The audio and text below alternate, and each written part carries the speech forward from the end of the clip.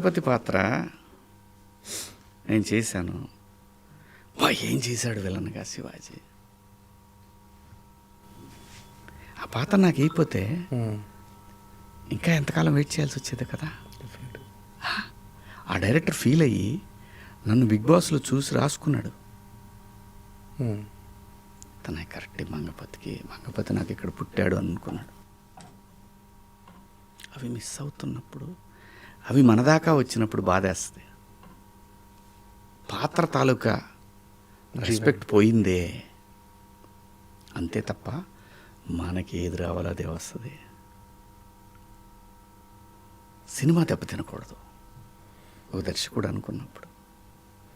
అంటే ఇండస్ట్రీలో ఎలా ఉంటుందంటే కొన్ని చెప్పుడు మాటల వల్ల కూడా ఎక్కువ ప్లే చేస్తాయి. అవి వాటి వల్ల కూడా ఎక్కువ మిస్కమ్యూనికేషన్, దాని సంబంధాలు ఉండవు. పైగా వాళ్ళు అనుకునే దానికి కూడా సంబంధాలు ఉండవు. వాళ్ళకి ప్రత్యక్షంగా సంబంధం ఉండి మాట్లాడుకుంటే దట్స్ ఫైన్.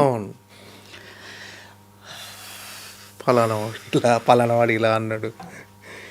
వాటి వల్ల నిజంగా చాలామంది చాలా డిస్టర్బ్ అవుతుంటారు తెలియకుండా. కొన్ని నేను అదే అంటున్నాను, సినిమాలు ఇప్పుడు నాకు ఈ సినిమాకి కొన్ని అనుకుంటాం, కొన్ని పాత్రలు అనుకుంటాం,